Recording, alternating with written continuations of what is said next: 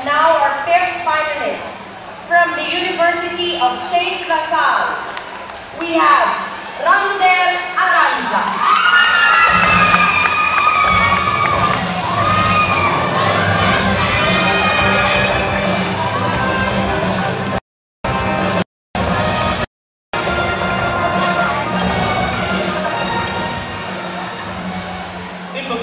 Financial aid was given to families who lost relatives in the massive fire in Barangay 19 last November 2nd.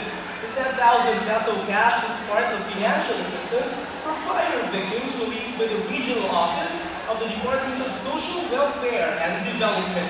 Aside from the cash, affected families who want to relocate will be given free land. 70 people died and more than 100 families were left homeless in the blaze that was caused by an unattended candle.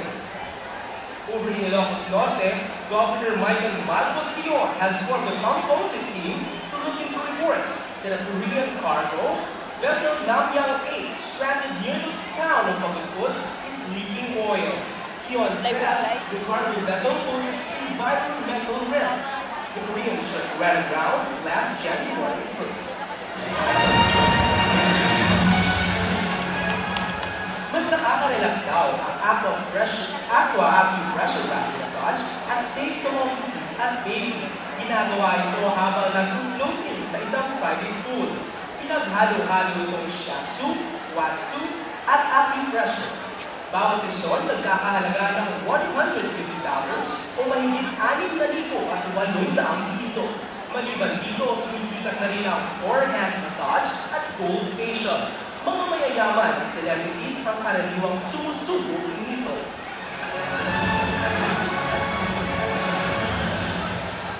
Mga bakers sa Bacolod, Negros Occidental ang nagpapaalama sa karon sa hindi na mapunggan ng pagsaka sa presyo sa harina sa merkado. Ang Bacolod Negros Occidental Bakers Association nagsakol sinigid lamang kahapon kung ng mga tiglawas sa Department of Trade and Industry pag mga dealers sa harina agad masabat nila ang problema sa pagsaka sa presyo sa harina. Sa nagigad ng tubig, 460 pesos lamang ang bibisinin tagsa kapag habang karon nagalabot na sa 500 pesos.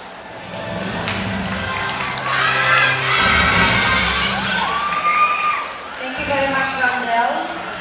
That was our finalist.